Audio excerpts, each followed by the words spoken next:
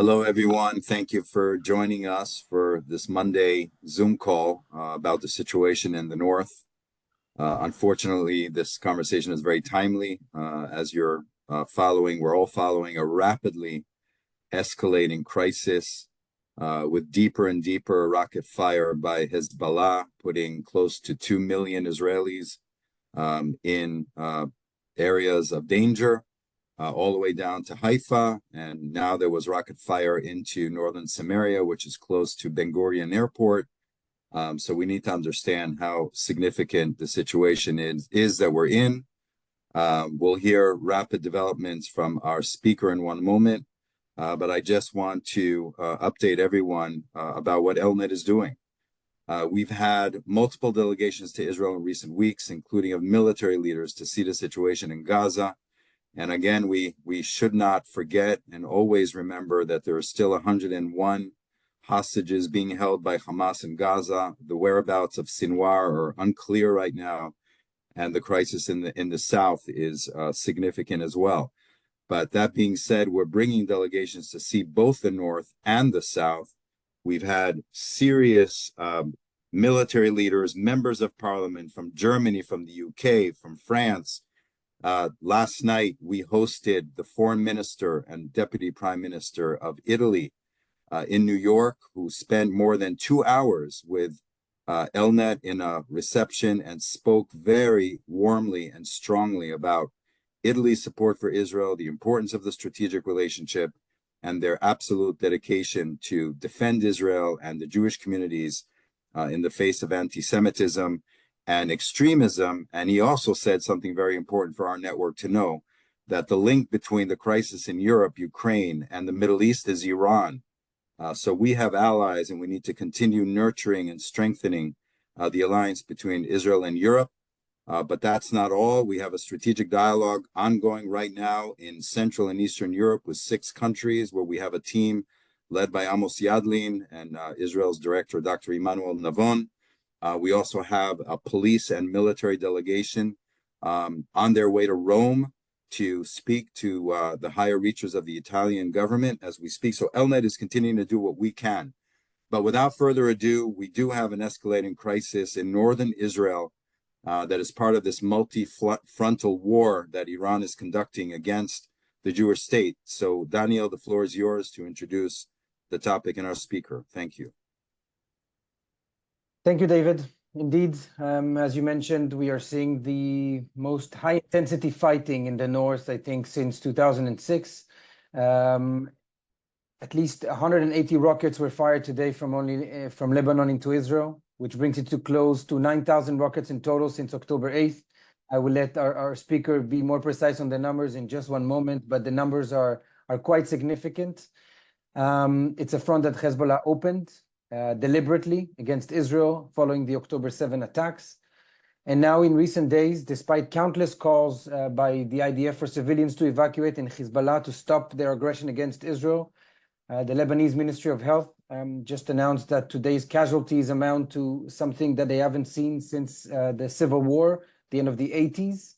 The IDF has been targeting hundreds of locations of silos, missiles, and arms depots all across southern Lebanon. These silos and this ammunition and missiles have been piling up for close to 18 years with, again, the support, logistical support and financial support of Iran. But more importantly, is this the beginning of the third Lebanon war? Is this going to be something a lot bigger than what we're seeing right now? In order to understand that a little bit better, we are very honored to have with us today Lieutenant Colonel in Reserve Sarit Zehavi, who's the founder and president of ALMA, a nonprofit and independent research education center specializing in Israel's security challenges in the northern border.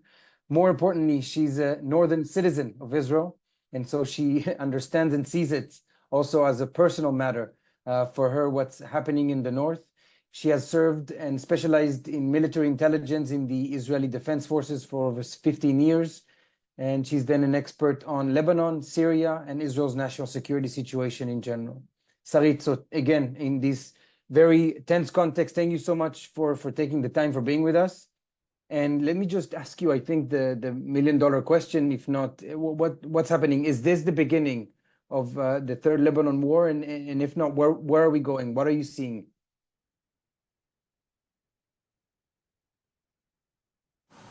Thank you for having me.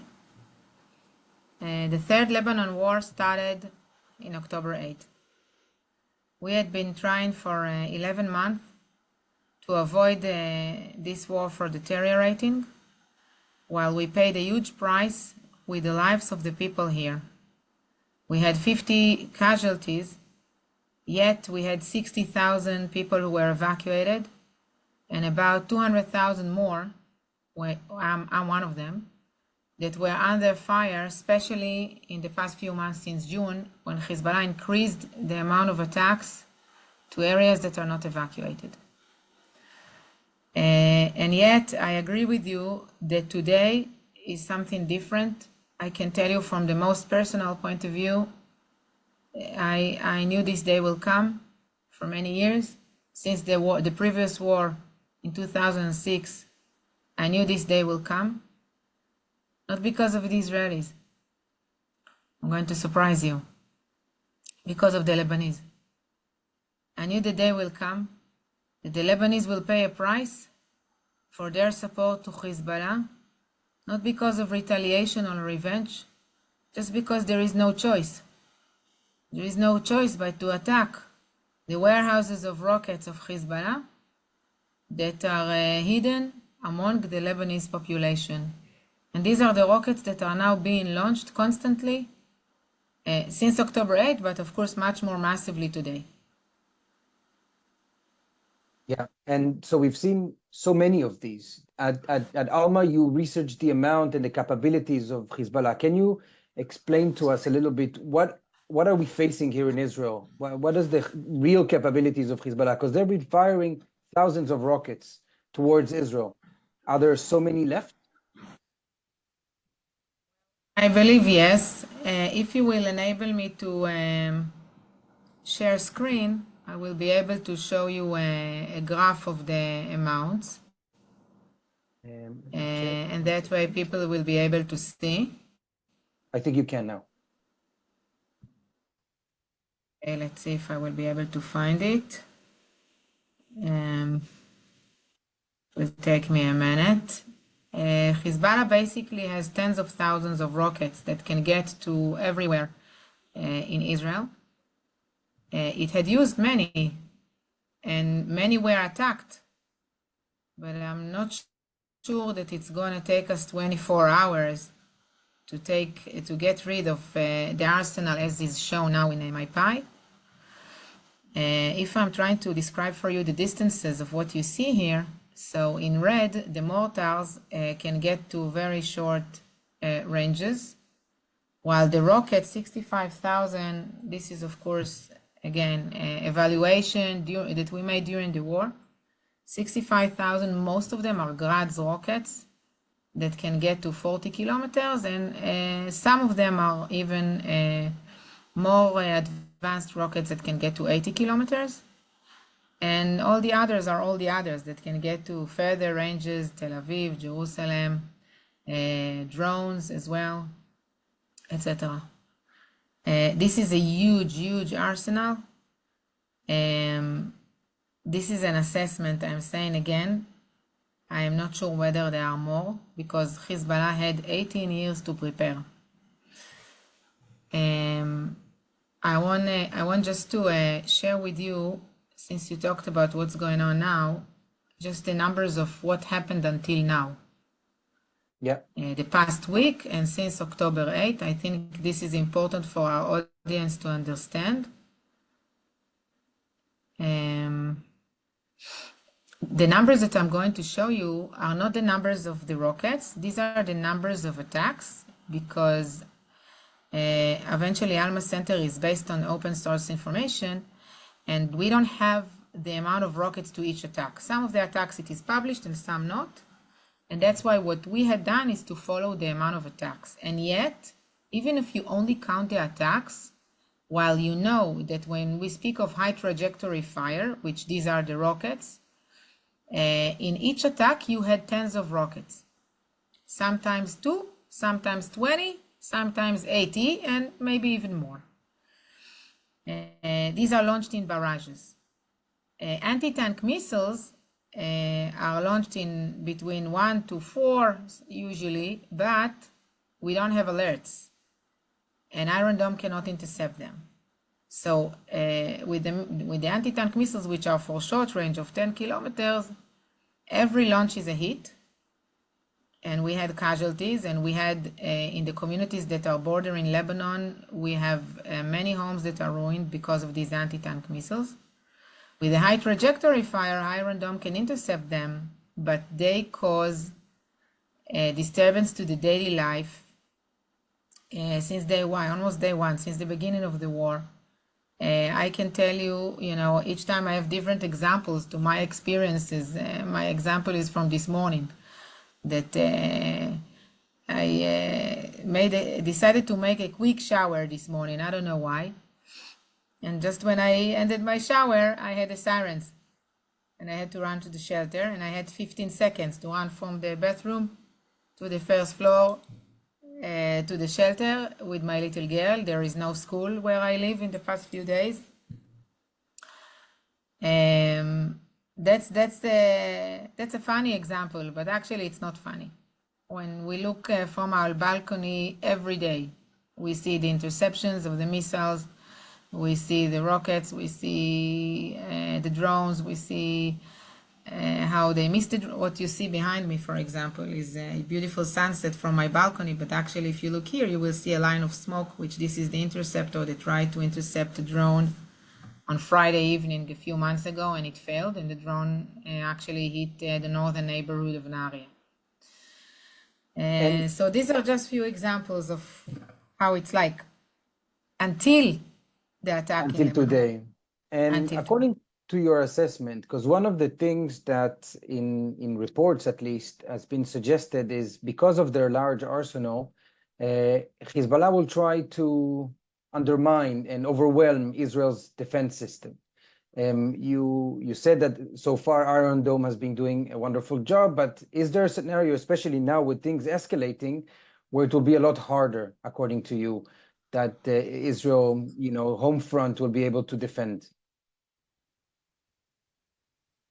Look, the assessments before the war were that Hezbollah will be capable of launching 4,000 rockets every day for a few weeks. I am not sure it is capable to do that now, to tell you the truth. I think that, and it's just an assessment, I'm very careful with what I'm saying because very little was published. But I think that the past week was very important, starting from the pagers that damaged the command and control capabilities of Hezbollah, eliminated 3,000 military operatives, that these are the ones who are pressing the buttons. Afterwards, the attack in Beirut against Ibrahim Akil, who was actually meeting 15 Hezbollah commanders of Radwan. Radwan is actually the second threat that I wanted to discuss. Is not from the rockets, is the ground threat. Hezbollah, before the war, was fully prepared to launch an invasion just like Hamas. We don't know until today why it didn't, but it was prepared and willing to do it. On our borders, I saw the Hezbollah military operatives every day on the border. I was there every day until October 7th. And on Friday, there was a meeting between the senior commander, which was Ibrahim Akil, and 15 commanders of Radwan. What they were discussing, which is the best hummus in Beirut? No, they were probably discussing their next steps, planning an invasion, because these are the military operatives and commanders that are responsible for this mission, for an invasion to Israel, whether at a scale of 3,000 or at a scale of 300, I don't know. They were all eliminated in the operation in Beirut, and that's why I believe that the starting point of the current attacks of the IDF in Lebanon is different from what we expected when we talked about scenarios. It's funny to say it, but from a military point of view, it is better. From a civilian point of view, it's not better because we have 60,000 Israelis that are already evacuated for a year.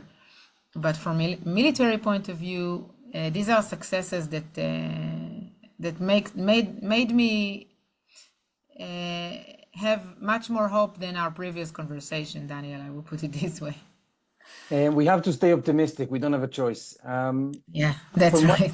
From all of the events that have occurred in the past weeks, according some mysterious beepers exploding, and again the meeting you said on Friday, and we hear just now that the number 3 in Hezbollah, Ali Karhi, is also not among us anymore apparently, from a strike in Beirut. Hear that. Thank you for Yeah. the good news. So yeah, so it means that according to the diagram that we've seen in the news, there's only one person left under Nasrallah in the high-level officials of Hezbollah.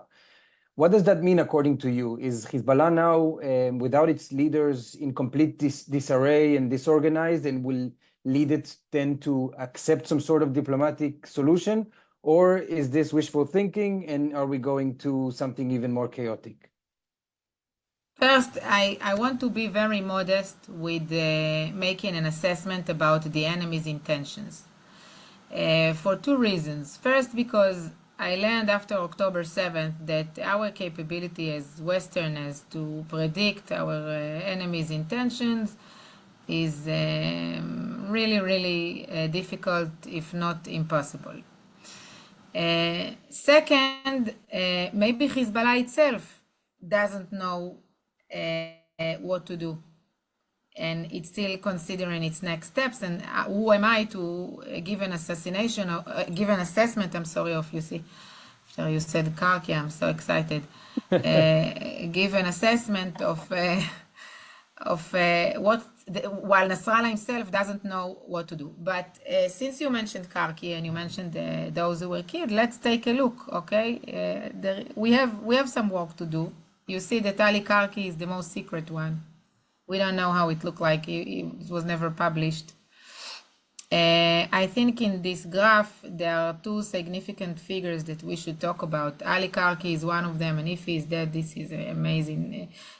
His position is like the parallel to the northern front command of the IDF. Okay, he's the southern front command of Hezbollah, and he was the director of the whole campaign of not the special unit, not Radwan, but everything other than Radwan. And of course, since he is a very important figure, and since Fuad Shukr was killed in the end of July, I believe that Ali Karki and Ibrahim Akil together were working on the plans and the strategies around this campaign. And since Ibrahim Akil was killed, probably Ali Karki became the most important figure in this. But as you can see, there are 2 more that I want to talk about. One is Hashem Safi Adin. Hashem Safi Adin, it looks like he's just a political figure or not necessarily military, but Jihad Consul, what you see the title here, this is the military leadership of Hezbollah. And Hashem Safi Adin was marked as the successor of Nasrallah, even though Nasrallah, if he will not get a special treatment, has many more years. He's only like, I think, 64 years old. There is always, Hashem Safi Adin is kind of the most senior figure after Nasrallah. He knows the organization, he knows Hezbollah not only on the military level. He is deep down in the civilian project of Hezbollah, in the political project of Hezbollah. And his son is married to the daughter of Qasem Soleimani. So he also has a family relationship with the Iranians, and I think this also explained to us how important this guy is. Another person is Talal Khami. I think he's a failure because he was responsible for executing attacks against Israel outside of Israel, all over the world, and in most cases, not all, but in most cases he failed. But yet he is in this position for many, many years, and we cannot underestimate his importance. So we still have a few to go And to eliminate the organization. From what it seems, Israel has been very careful in targeting only the military wing and not the political one. Does that change anything? Because as we Israelis see Hezbollah as one organization, some countries in the West, in Europe, sees it as two organizations, but isn't that very similar? So first, from the previous graph that I've shown you, you can understand that it's one organization because Hashem Safi Adin, who is the head of the executive council, which is the code name to the civilian wing of Hezbollah, is also a member in the Jihadi Council, which is a code name to the military wing of Hezbollah. Okay, now that we get this off the table, the question is, should we attack the state of Hezbollah? And I definitely say yes, because the state of Hezbollah, all the infrastructures, the civilian infrastructures of Hezbollah are the enabler for, I'm sorry, there are more alerts in the north, so I'm distracted, are the enabler of Hezbollah military wing. Without the civilian wing of Hezbollah, there is no military wing. Hezbollah, as you saw from what happened today, the reason that there are that many people were killed in Lebanon is because Hezbollah is hiding its rockets in the populated areas, not all the rockets, but many of them.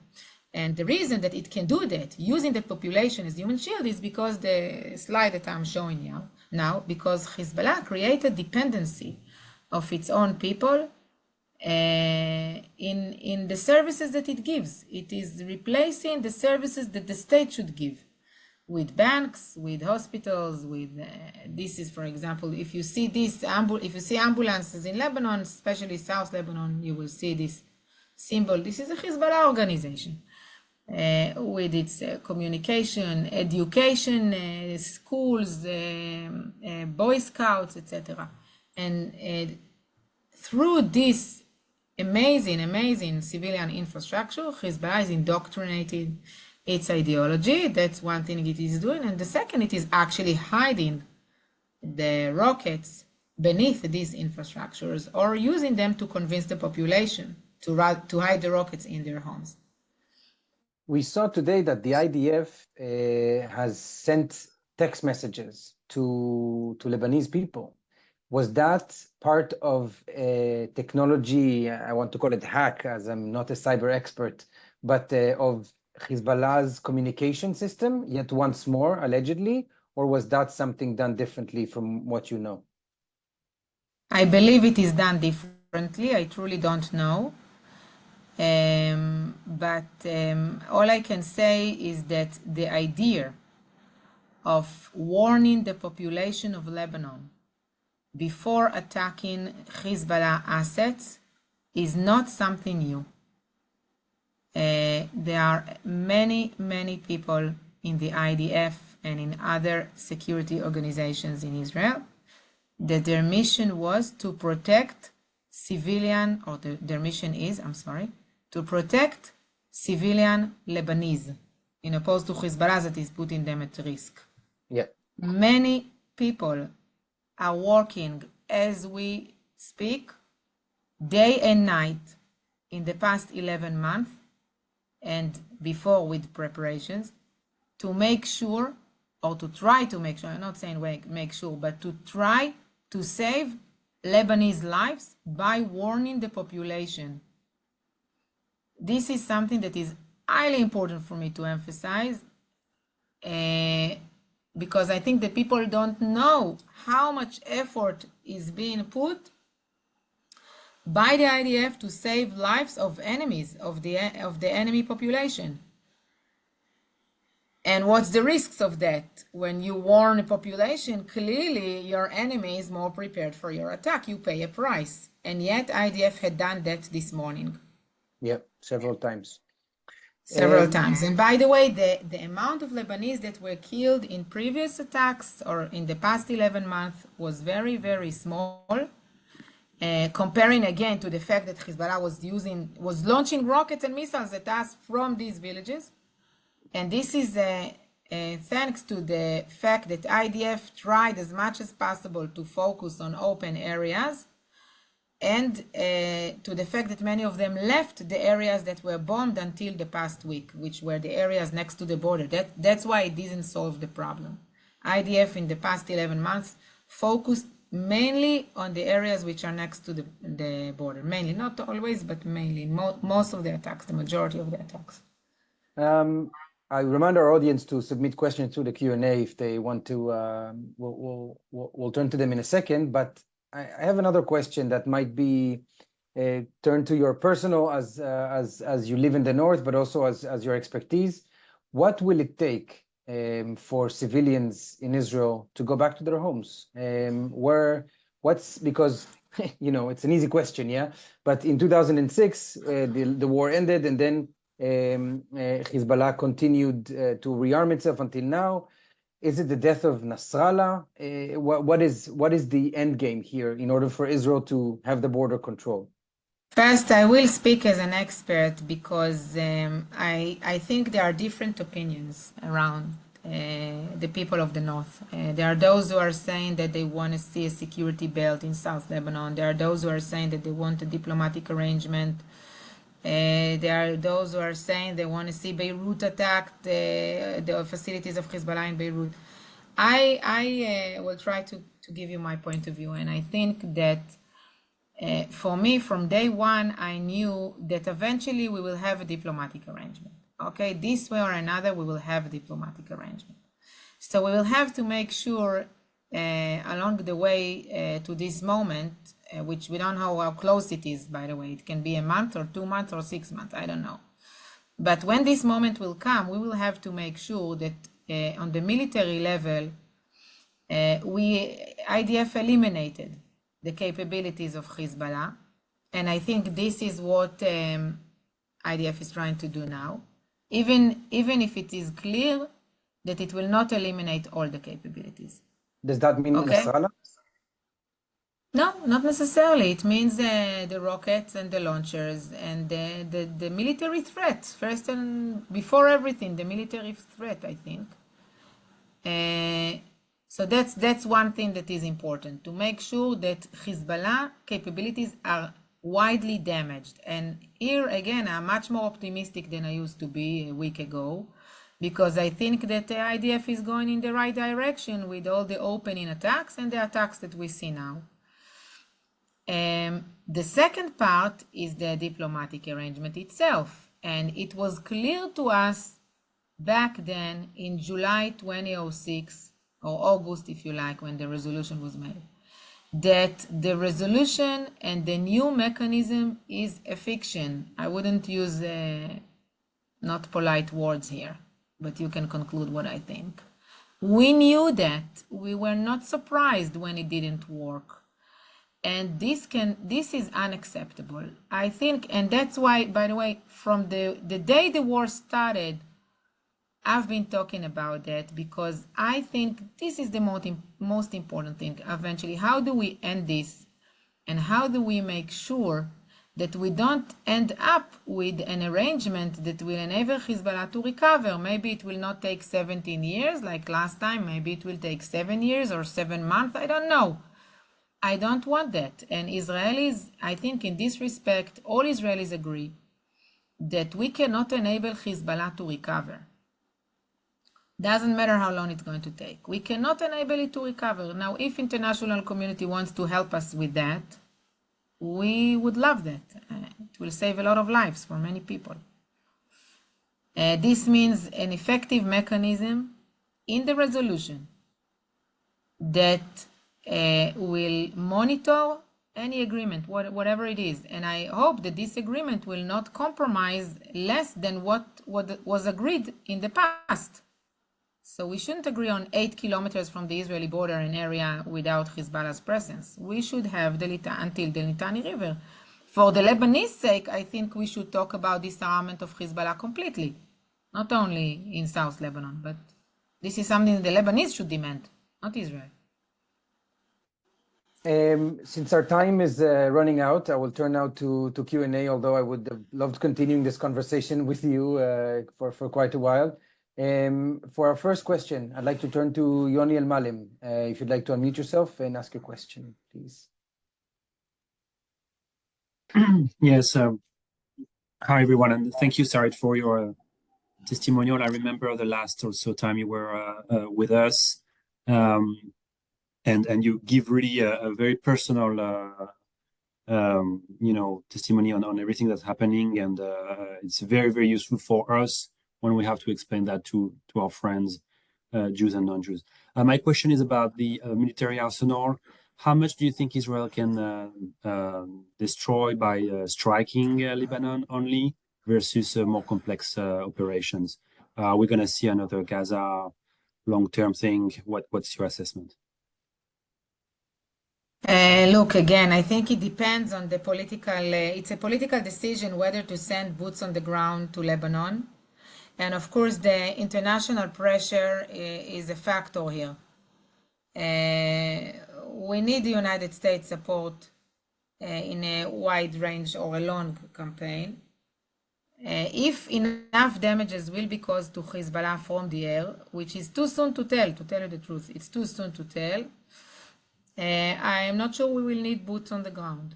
But if the damages will not be enough, especially because Hezbollah had built a wide underground infrastructures in Lebanon, and it's more challenging to destroy it from the air. You've seen this with Gaza. It's even worse with Lebanon, because in Lebanon these infrastructures are excavated in rocks. I understood from people who are experts to these underground infrastructures that to destroy tunnels that are built from excavated in the rock rather than in the sand, it's much more difficult without actually putting the explosives in the tunnels. So this is a huge question. How are we going to deal with the underground infrastructures of Hezbollah without getting into Lebanon? But I am not among those who are saying that we must do that. Maybe because I remember our staying in Lebanon. It was not a picnic. It's going to be difficult. We saw how long it takes with Hamas. I think it's a political decision, and I think it depends on how much we can achieve from the air. And this is something that will be examined within the next few days or weeks. Thank you. For our next question, I'd like to turn to Larry Hochberg, our co-founder. Larry, please. Thank you very much. It's really very interesting.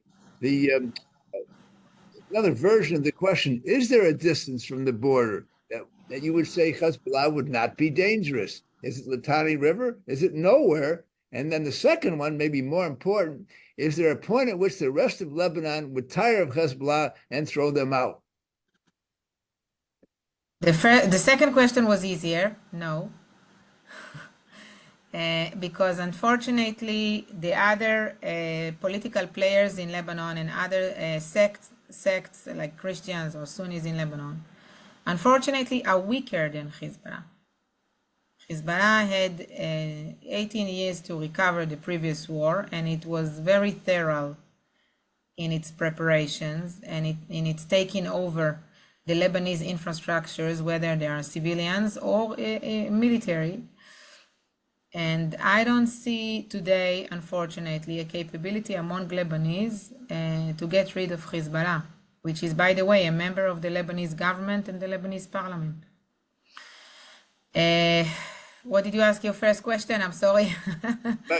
What is a point from the border that would be satisfactory to have them withdraw to? The Litani River enough? Certainly 8 kilometers wasn't enough. We all knew that. Yet they talked for 3 months about that. So just wondering what you think about what is the spot that you would feel that 60,000 people would move back? Question is what you want to achieve. So Litani River was never respected. The previous resolution that talked about an area free of illegitimate military presence from the border to the Litani River, 25 kilometers, never happened, never implemented from day one. Okay, all these stories that it was implemented at the beginning and I don't know what, be rude, it's nonsense. It never happened. Okay, just to set things clear. If it will happen, this is very important for a prevention of a ground invasion like what Hamas had done in the south. And that's why for Israel, it is very important to make sure that there is disarmament of Hezbollah in South Lebanon. Is this going to protect us from the long-range missiles of Hezbollah that are now stored in Beirut, or the PGMs, the precision-guided missiles that are stored in Beirut? The answer is no, it's not. So that's why I've said that the solution here, which I don't like the word solution, because there is no complete solution here that everything will be milk and honey. But, you know, creating some kind of better situation in opposed to the situation as it was in October 6th is to first create diplomatic arrangement that will make sure that Hezbollah is not recovering south to the Litani River.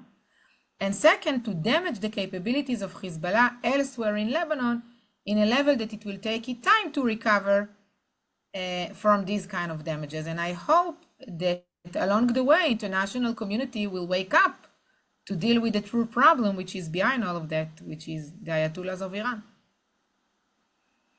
Thank you. For our next question, I'd like to turn to Jeffrey Dunfell, please. Thank you.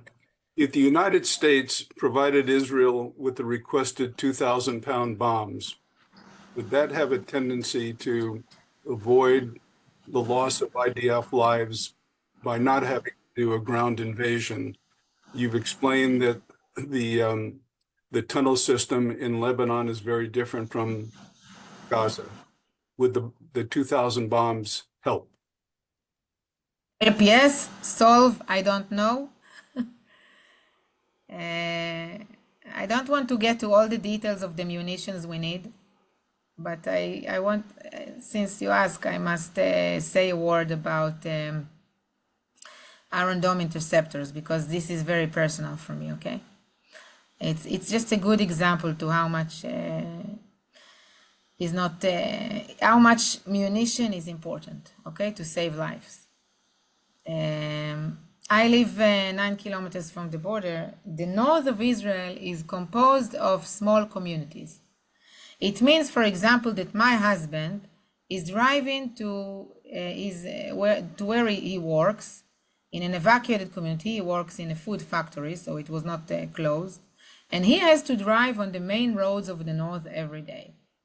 Roads that are used by people who are not evacuated, but roads that are being attacked every day in the past few months. And Iron Dome, because every missile worth $50,000, does not intercept rockets that are about to fall in open areas. This includes the main roads. If you want to include the main roads in what Iron Dome intercept, we need much more Iron Dome interceptors, much more than what we have. So we are risking our lives. Now, this is unbelievable what I'm saying, right? But last Thursday, I drove with my son to the nearby town just for shopping, and a rocket fell on the main road 3 minutes after we were there.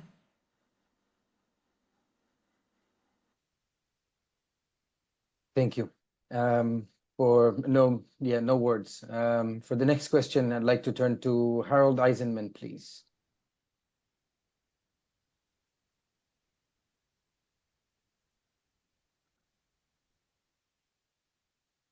Harold, are you with us?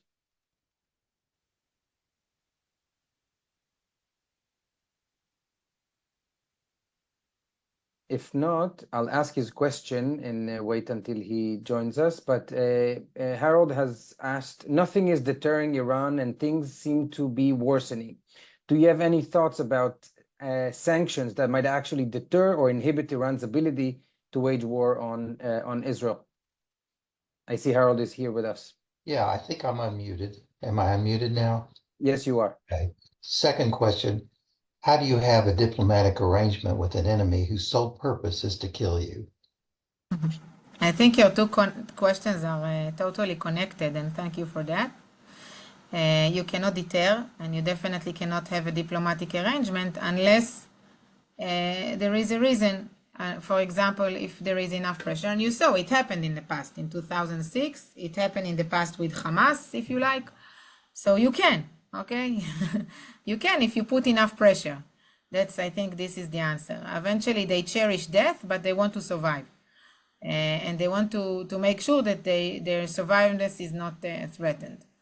It's the same with the Ayatollahs of Iran. I'm sorry to say that. Sanctions, first, my doctor always say that there is no medicine that is effective if you don't take it. So if sanctions are not enforced, and there is an alternative economy that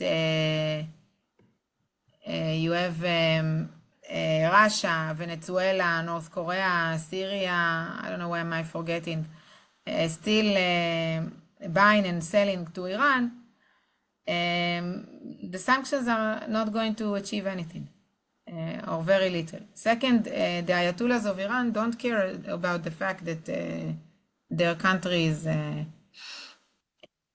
terrible economic situation. And they continue to invest in the IRGC. You know, there are many words that were said that they care and they have a problem, but the bottom line is that the money is going to the IRGC. It is not going to the Iranian people. That's the bottom line, okay? The new president looks like a promise. I don't know. Eventually, Iran continue its support to its proxies in the Middle East. It costs a lot of money, and they are paying for it. So I don't see how money is a solution as long as it's not making Iran need to cut the budgets to its military projects. And for now, this is not happening yet. Thank you. If I may add a question to that, as my privilege of moderating this call, what do you think the European countries can do in order to work against all of that? Is there another role that Europe can play here? We've seen how Macron appealed to the Lebanese people the other day and the special connection that France has with Lebanon, but maybe other European countries. I will say something that I've never said, and you interviewed me many times. The European countries should be prepared for war. That's it. I don't see, with Iran, I don't see anything. And to tell you the truth, if European countries will be prepared for war, maybe we will succeed in avoiding it.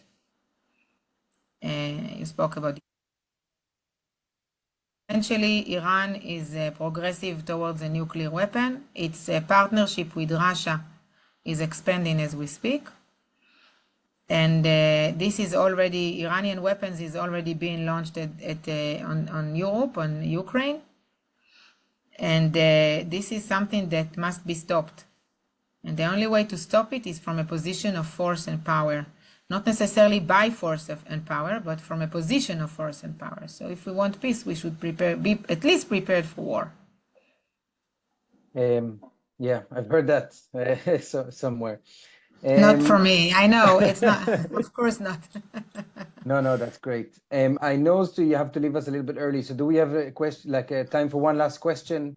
We've had a lot of questions, so I apologize to all those who we didn't turn to. But Joseph Hyman had a question that relates to what you just answered. So Joseph, if you'd like to unmute yourself, and we'll close on that. Thank you. I actually have two quick questions. Number one, the whole approach militarily in the north is a chess game, right? And it sounds to me like Israel has gone to the next level in terms of their aggression against Lebanon. My question is Hezbollah trying to ratchet it up, and Israel's just doing such a great job hitting the launchers before they go up? Or is Hezbollah holding back? And my second quick question is, where is Iran in all of this? Is there a point where Hezbollah would suffer enough that Iran would get involved to directly attack Israel? Thank you. To your first question, as we speak, there are alerts all over the north all the time, throughout the day. I don't know the numbers, but I know the numbers of alerts because my phone buzzes all the time, all day. I will just say to what you just said that there's an alert in Haifa, in the main city, not around. That's the first time. Yeah, and this is the reality all in the past 2 days, all the time. It just gives you a clue of how long it's going to take off all these launchers. They are spread all over. There is redundancy to this organization, and they didn't store their munition in just one or two places. Every third home in South Lebanon was used for military purposes of Hezbollah, warehouses and others. So that's why the fact that IDF is attacking doesn't mean that we are not attacked back. We are attacked back constantly, all the time. That's why kids are not going to school. Many works are closed. Life stopped since I think it was yesterday morning or Saturday evening. Since Saturday evening, life stopped in northern Israel from Haifa to the north, in a sense that people are afraid to go to the supermarket. Okay, that's the level of that since Saturday evening. Because this is a warning that we received from the Home Front Command to stay next to shelters, and gathering is restricted to, now it's even worse for few people. Works are open only if you have shelters at work. Most of us don't have shelters at work. And again, in the areas which are up to 10 kilometers from the border, we have only 15 seconds to run for shelter. So we don't make it on time. What was the second question? At what point Iran will get involved, if at all? Iran is already involved. It is just not involved directly. It was involved directly in April. The question was directly. At what point, if Hezbollah is hurting Iran, To tell you the truth, it's really difficult to assess because there are two contradicted evaluations here, which I cannot overrule any of them. One says that Iran will get involved directly. Once Hezbollah, Iran may get directly involved. And the second scenario is that Iran, on the contrary, since it doesn't want to lose Hezbollah's capabilities, it will pressure him to get to a ceasefire as quickly as possible. So I am not sure. I think it is also depend on the question of where is the nuclear project. What we don't know about the nuclear project. If the nuclear project is at the level as what we know, that there is no bomb yet and they have a few more barriers to cross, so Iran will try to do its best to make sure that Hezbollah is rescued and stop the damages, maybe even press for a ceasefire. If actually Iran wanted to protect itself by sacrificing all the others, they will let it go on and on. They will press Hezbollah to continue on and on as much as possible in this war of attrition. Thank you. Sarit, I understand you have to leave us a little bit earlier, so I would really want to thank you for taking the time on this very intense day, and hope you some quiet up north, and for the situation to get better for all of Israel's citizens in the north to get back home. So thank you again, and I will turn now to Sari for closing remarks. Thank you, Sari. Thank you very much, and we are not losing hope that one day we will be able to achieve peace with the Lebanese, whoever they are, and they will understand that we are not interested. I heard today different versions of taking over Lebanon. I don't know. We are not at that page at all. We just want to live in peace. Thank you, Sarit. Thank you so much for taking time to be with us today. That is just immeasurably important and quite an honor for us. And my friends, I can't think of a stronger testament to the importance of the work that ELNET is doing than the fact that Lieutenant Colonel Zehavi found time to be with us today. It's absolutely an honor. And amid this critical time, the escalating crisis, as Lieutenant Colonel Zehavi said, the international community has a role to play, and we are working on making sure that that is done, that Europe is strongly behind Israel, and make sure that we help restore safety for everyone in the north, and that safety continues and is lasting. We need your help.